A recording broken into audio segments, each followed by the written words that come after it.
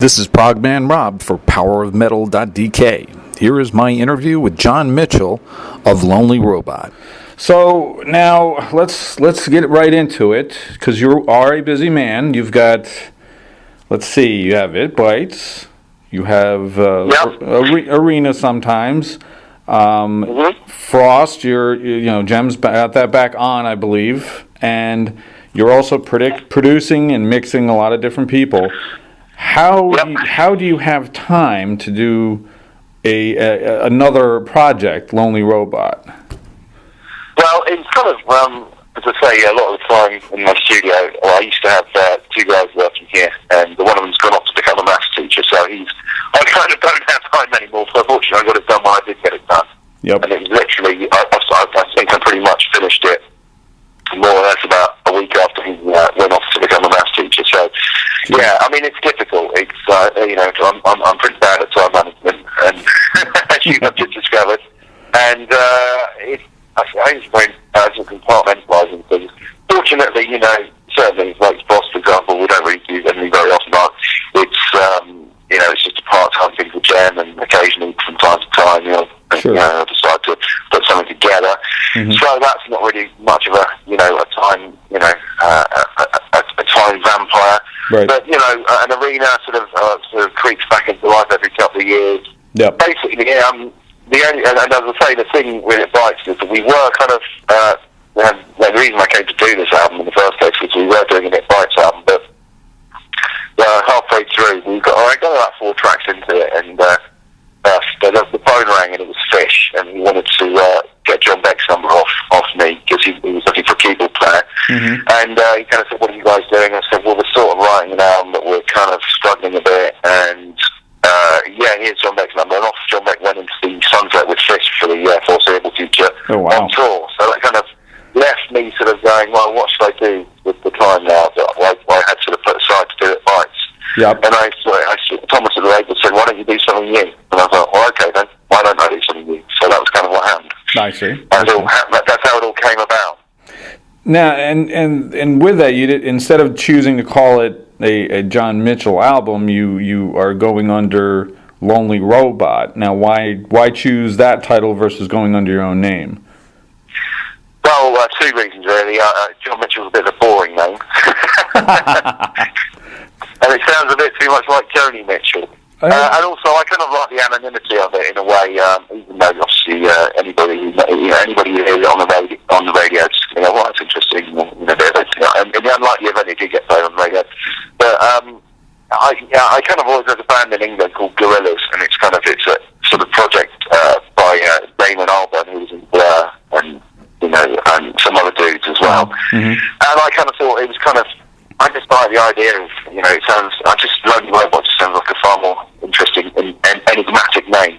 And so I like the idea of it, and I kind of had that in the, as a title for something for some time now. So I thought, well, there you go, there it is. There it is. And the interesting thing is, my wife actually, I told her, I actually sent her through a text. I said, I'm going to interview John Mitchell, and she saw Joni Mitchell. She thought, well, that's strange. Why would you be interviewing Joni Mitchell? There you go. That proves my point. Exactly. To avoid any confusion. Exactly. And now the difference here being with this project versus, say, in It Bites especially, is you're in charge of writing everything yourself. Now how does that feel versus you were collaborating, with John and It Bites and sometimes in Arena the occasional song here and there.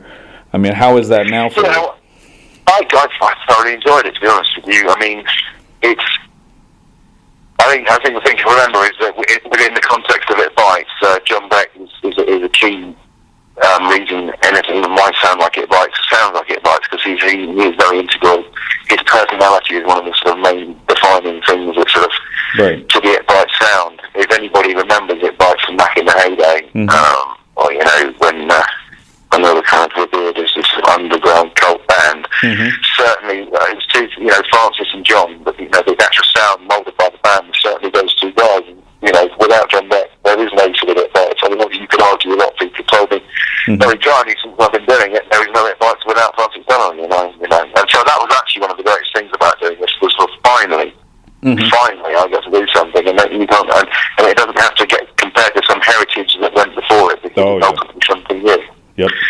And it's kind of nice, because there have been times in the past when I've been working with John and I saw a song going in one direction, he saw it going in another direction, and I kind of, it's nice to sort of, have a clear vision of what's happening. And I'm a bit megalomaniacal, as a lot of people will tell you. So it's kind of played to my, finally the creature of megalomania has been let loose on the world. You finally get to have your way with everything, all the material. Yeah, I've finally become the spoiled brat that I've always destined to become. Now, is this all new stuff, or did you pull some stuff that you had an archive of and kind of bring some stuff back to life? I tend not to do that. I always think as an album. I mean, they say albums are finished. I always say they're abandoned, and I kind of like the idea that it encapsulates a moment in time. Mm-hmm. So I really don't stockpile stuff, and I don't like pulling stuff. If something wasn't good enough or something at the time, then it should have just gone in the bin. Yes, there are bonus tracks, and yes, there are things that you sometimes release in order to generate revenue for tours, and I'm not proud of it. I think that if it's a mission statement you're after, you need to write in a cohesive way from the get-go, and that is it. That's your energy at that period of time. So this was all. Literally, I had 11 titles. I've got loads and loads of these notebooks that I keep with lyrics and scribblings and absolute nonsense. And to be honest with you, I had all these titles, and I had one set of lyrics that I kind of scribbled together when I was on holiday, and that was the lyrics for the song "Lonely Robot." Mm-hmm. And that was it pretty much. And off I went. And I think the most important thing, as far as I'm concerned, when I write a song, is I hate. It's kind of for me, it completely deflates the subject of what you're doing if you don't. And there's lots of bands, for example, that come in the studio and you'll say to them, well, what's this song called? And they say, well, we haven't really got a title for it. So they give it some really silly working title, like Enigmatic Soup or something. Right. And then much later down the line, the vocalist has finally woken up and has decided that he's going to write some lyrics and at the last minute throw something together and give it a title. Mm-hmm. And then, of course, you mix it for them, and then they start sending you mix revisions back going, oh, can you turn the guitar in, such and such a song, and say, what's such and such a song? And then there's all this confusion. It's like, if from the very moment you had an idea what the song was going to be about, the very second you started writing it, then that would kind of negate all that need for nonsense. So I kind of like that. I like, it's a very structured way. It's like having a coat hook for something. It's like, if you have a title to begin with, then everything else kind of falls into place much easier. Right. And was it, now when you're writing this, and it's all new stuff, as you're saying, and you said you would kind of hit the wall on doing some It Bites stuff. Was this easy? I mean, did it come out really like one after the other kind of a situation where you wake up in the morning? Yeah, absolutely. It was the easiest thing I've ever done. Really? Absolutely. It reminded me very much of when I was a kid, and I used to sort of come home from school at weekends, and I had a funny little 4-track tape recorder, and I was kind of learning how to produce things and write songs and record stuff, and I was basically trying to rip off Iron Maiden at the time. But there was a fascination there for me with the whole process, and it was kind of like there was a naivety about it, and it's kind of like that as well. Not so much the naivety, but actually falling in love with the process of recording again, because sometimes it is difficult I find it difficult being in a band. I don't know. It's amazing I've managed to be in a band so long without getting fired. Well, that has happened once or twice, actually. I think that have been sacked. But it's, I don't know. It's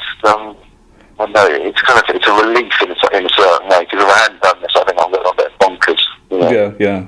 And it's a struggle being in a band like It Bites, because you do, we've got a lot of great people that support us, and I don't wish to be, seem ungrateful. I don't wish to denigrate that or send it to the bin of what it means to have people on your side. But there's also a lot of, it's so easy, these keyboard warriors that just chuck, throwing bricks in the dark, saying, well, there's horrible things about you. And, it's kind of like, well, you're going to get that anyway. There's going to be people that don't like your stuff, but it's an added pain in the arse if you're in a band and you're up against somebody like Francis, who is a very talented guy.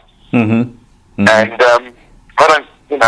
I kind of like, it's a difficult one, because It Bites was a band that I was a massive fan of when I was a kid. Right. And in a way, I probably shouldn't have become the lead singer of my favourite band, because it's a blessing and a curse at the same time, you know. Sure. Well, it kind of just fell out of. I mean, you were doing Keno, and from there you just kind of you developed that chemistry with John, and the next thing you know, it bites its back in service, and you're replacing, as it were, Francis. And yeah, I mean, you took a massive amount of shit for that, which I thought was ridiculous. I mean, if Francis had wanted to do it, he would be doing it. He's not doing it. Let's get over it. Here's the thing, right? I mean, at the end of the day, if those guys could actually get on with each other, and it's not here for me to say, what the relationships between them are like, but there are very different chemistry between. I think the fact that they did fight so much, and the fact that there was this sort of difference in personality, certainly between Francis and John, is the thing that created the sparks and stuff. And sure. I think the thing always had a shelf life with Francis, just because John is a lovely guy, and he's got a lot of really, really good qualities, but he does operate on John Beck time, and that can be frustrating from time to time. So with all these factors taken into consideration, I mean, it was difficult for me, because when we made the album Map of the Past, I really was very proud of that album. I mean, I really liked it, and it was perhaps a lot of factors and considerations. We had a manager at the time that perhaps didn't handle us as well as he should have done, or wasn't as transparent as he could have been. Mm-hmm. And lots of things went wrong when we released that album, and it kind of soured the whole experience for me. And whereas it should have been like a sort of a moment in time where I thought, well, this is great. This feels like we're finally back. We've done something we're really proud of, and I was really proud of that album. But as I say, it left a bit of a sour taste in my mouth. So that's good. Well, it's good to have something like this, because obviously this is a real rewarding situation versus the stuff that you've gone through, but you're coming out on the other side now and able to do something that you want to do, and that's got to be great. Yeah, for that reason alone. It certainly is. And this is probably the first time, as I say, where actually I've handed in an album, and it's more or less okay. I missed one deadline, but because I do like to fiddle and faff about and procrastinate, but more or less got it in way ahead of the mark, and now it's kind of like it's still about a month away until it gets released. And it's all like finally there's a bit of preparation on it. Like with the Advice album, it's literally bang, it's released. Yep.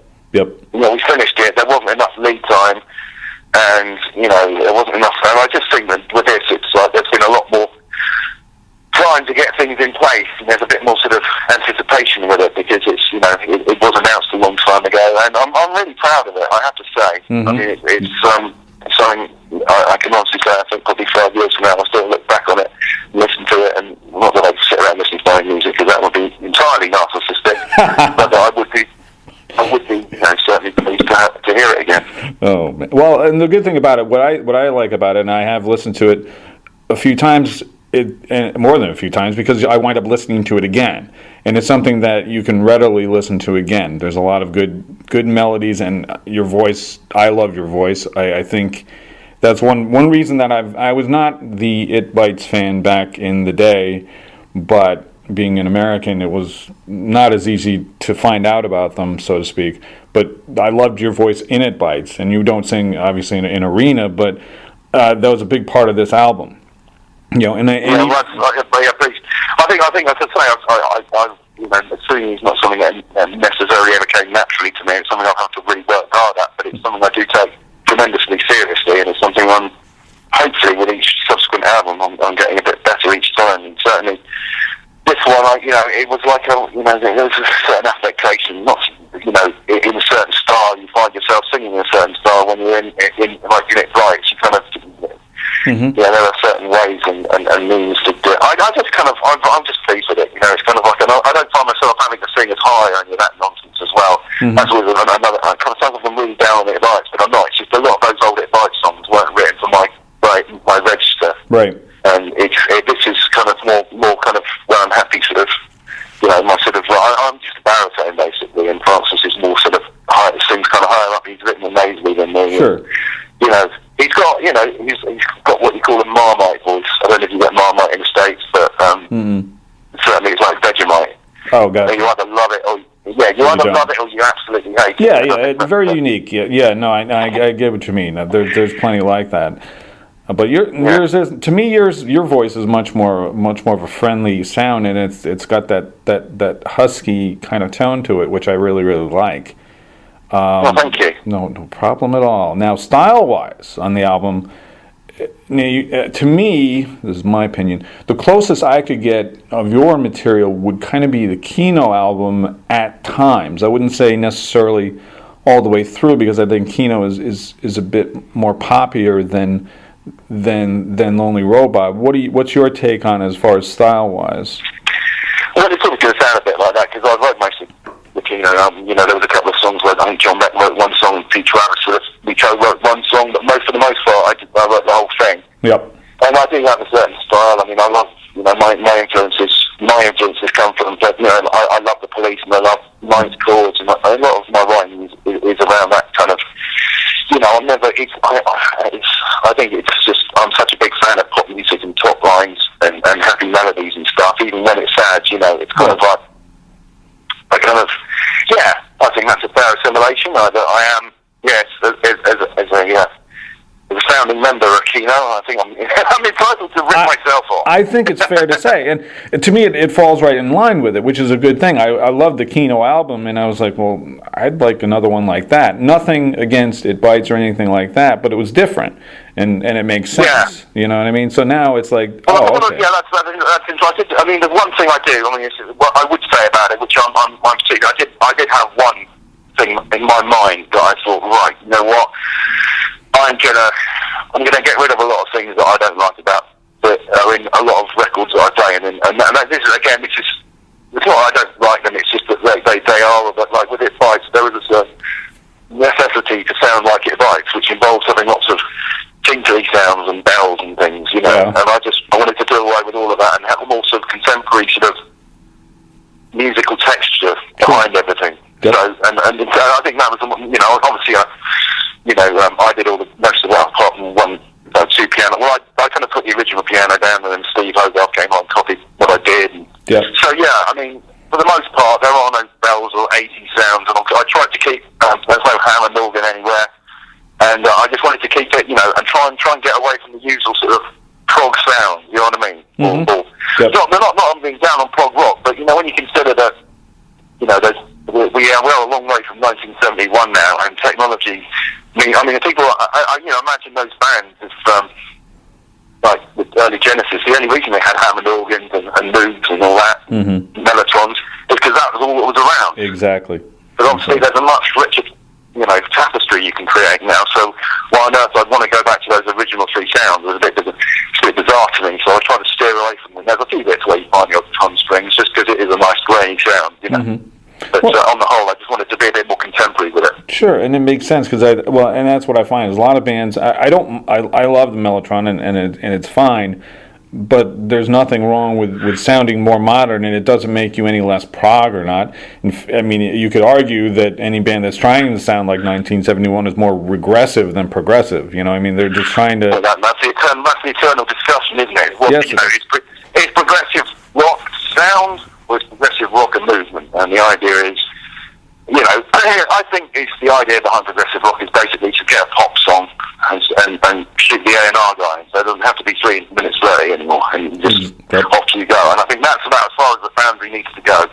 That's as far as the definition needs to go. And as I say, there's all sorts of bands that I like that I thought there's a band called Carnival that I really like. I've just got into recently, and they're kind of like a bit more metally and they're a bit.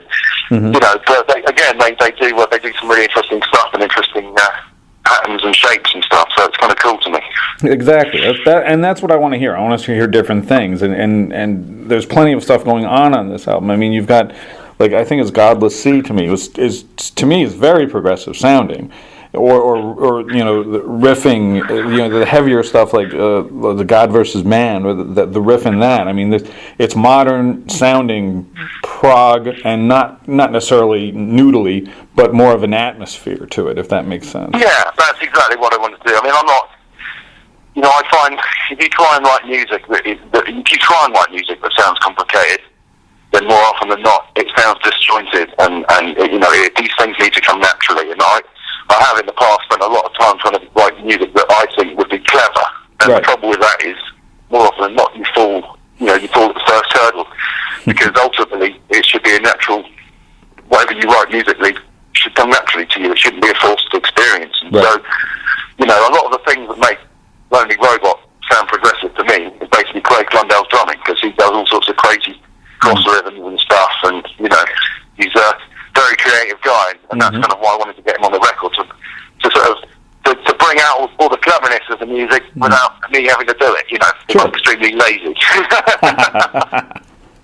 Yeah. Well, I mean, and that's important. You can't force it, because I was talking with a friend of yours, Deck Burke, and Simon Anderson, to have their new band coming out, and it was Simon that was saying that he tried to write a progressive rock song, and it just didn't work. It just came out, sounded like shit, and he was like, well, I just sat down and whatever came out is what should come out.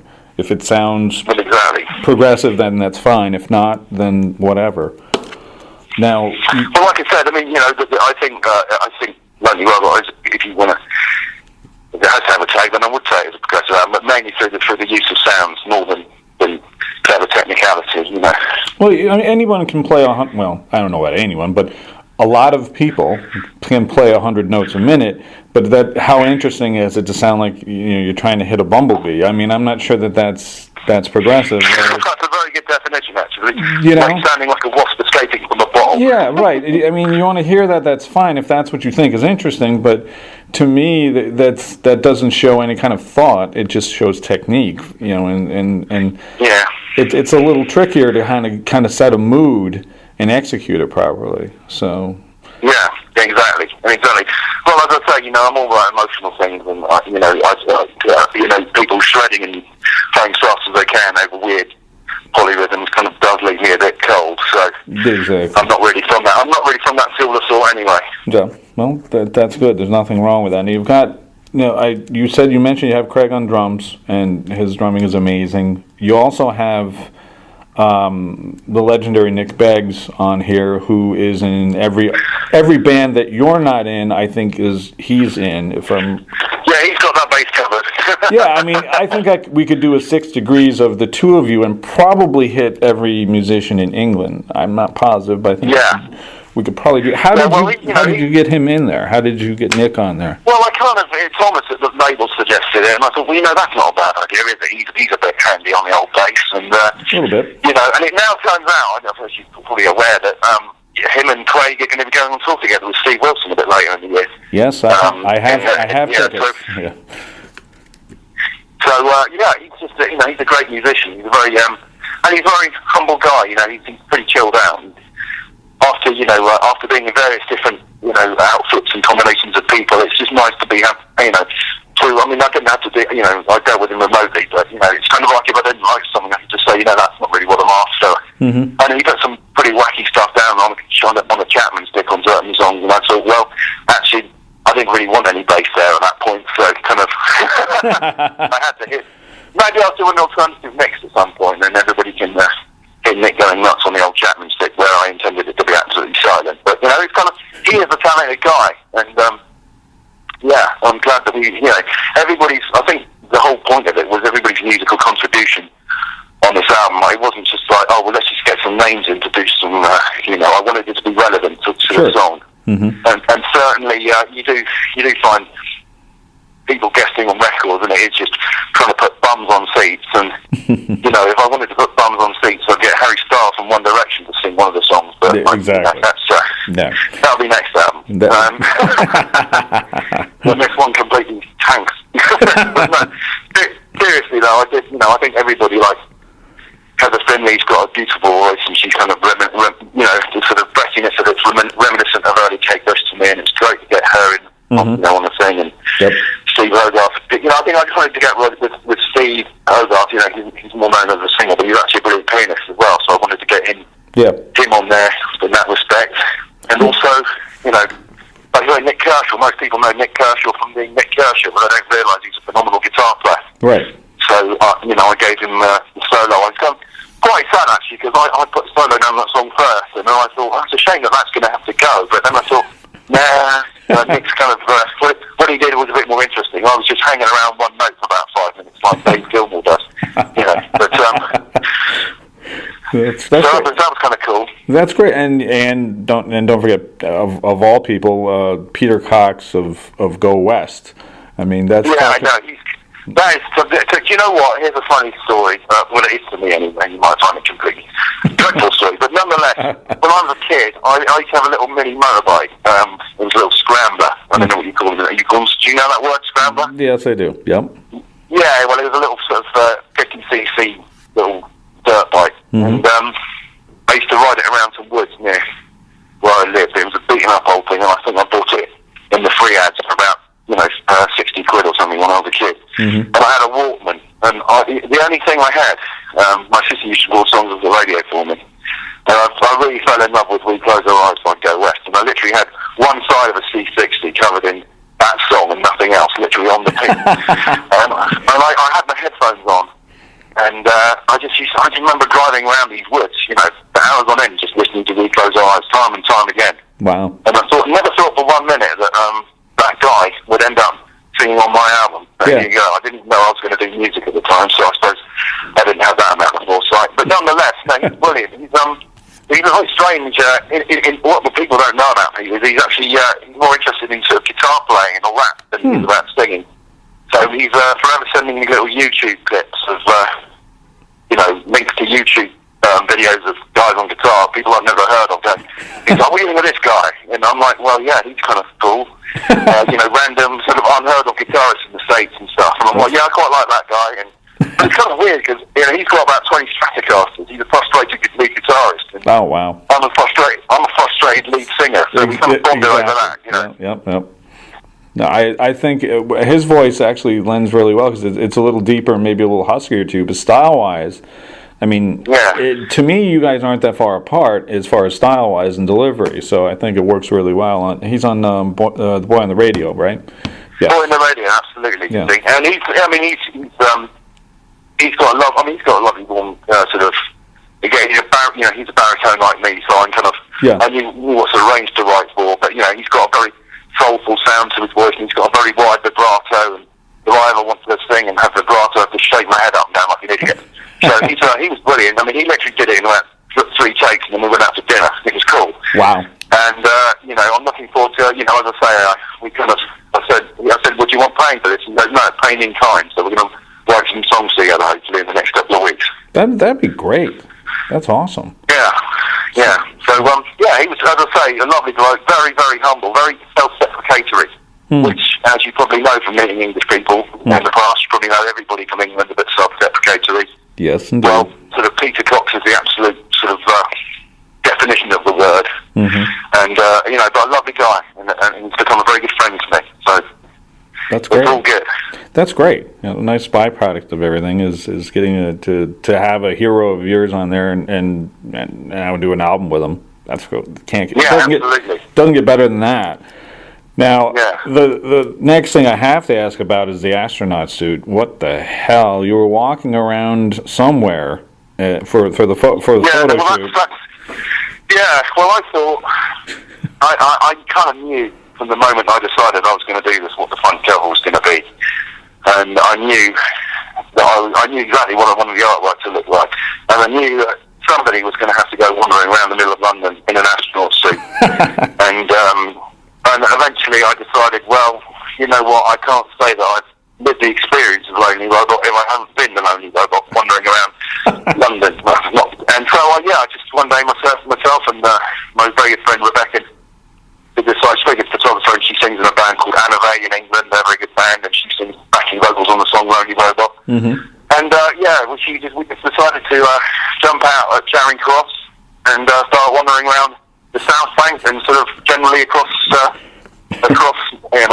big busy parts of London. And I've got to be honest with you, I was absolutely terrified. I'm not much of a, I don't like the attention-seeking side of things, or as you might argue, is why are you a lead singer in a band? It's like, well, There's nothing more. I mean, that's probably the most frightening thing I've ever done is to. Well, yeah, do I that. mean, you were getting some looks. I mean, and some of the shots you can see just people staring like, "What in the hell is that?" And Yeah, I know. It's kind of, yeah, and you know what? The only thing, the happiest I was I actually had the helmet on because I thought people might be staring at me, but I'm kind of in my own little world here. You know? yeah. That's hilarious. Now, what about one thing that we didn't really get into is the concept behind it. Now, I was reading some of it, and it sounded like something, and I know Nick Beggs is into aliens, so I was worried you two had hung out a bit, and he would convince you that there were in fact aliens on this planet. No, it's nothing to do with that. It's just I'm absolutely convinced that human beings aren't from planet Earth. I mean, that sounds a bit like a bit of a bold statement to make, but it's the short form is I don't think I've ever. Well, it seems very odd to me that if we were supposed to be from this planet, why it is we're so at odds with our environment. And I don't mean that in a sort of hippie, hippie trippy man, love the world and hug the trees and all that. But it just seems to me, no other creatures. We are kind of, in one way, we're kind of carnal, and we kind of behave in sort of an instinctive way. We have the fight or flight response, like most other creatures, but then we have a sort of sentience about us, which means that we consider things, and we have guilty feelings and all the rest of it that animals don't have. Yeah, and we're self-aware. It seems to me that, we're very self-aware, and it kind of seems quite conflicted to me. So I thought, to my mind, at the very least, at the very least, I think we are two species melded together, because at the same time, and little things like, you don't see cats. This is not going to look good in print, but I'm going to say it anyway. You don't see, you don't need to put, hats and woolly jumpers on sheep and stuff, do you? They just kind of they cope with their environment very well. Right. They don't need all that other peripheral stuff, and yet we somehow do. And we need all these extra things, and we need all these consumables and everything. It just seems to me, it doesn't make much sense to me, and it never has done. And it has given me much food for thought over the years.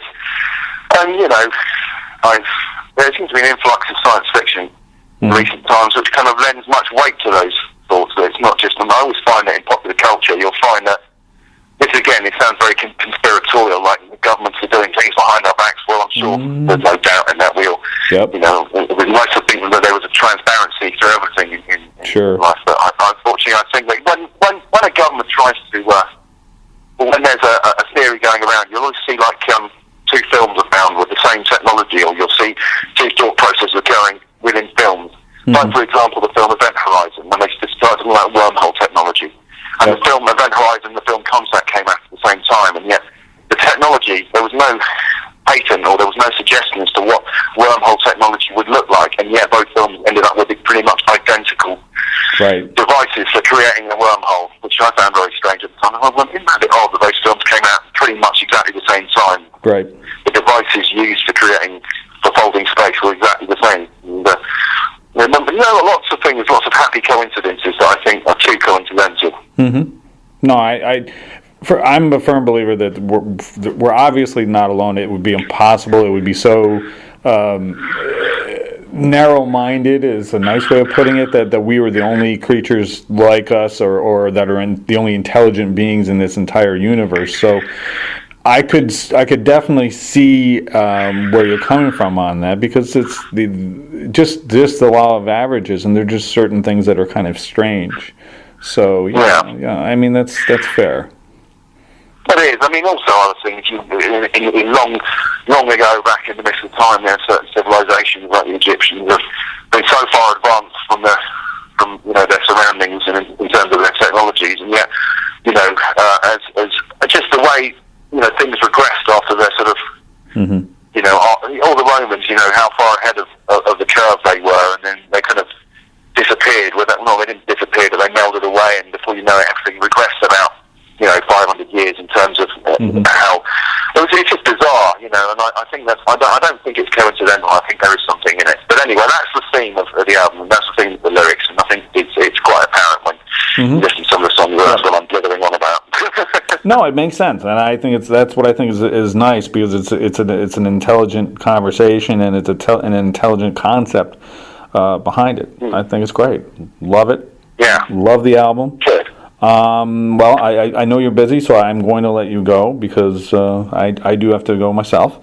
I appreciate you taking the time out, John. What's next up for you? Is it the album with Peter, or what's next? Well, I'm sort of producing a band at the moment called Voices from the Fuselage. We're kind of like an up and coming young prog band, and not really a prog band. There's all soundscapes, so we're very similar. We're cut from the same cloth, so it's kind of exciting to see that.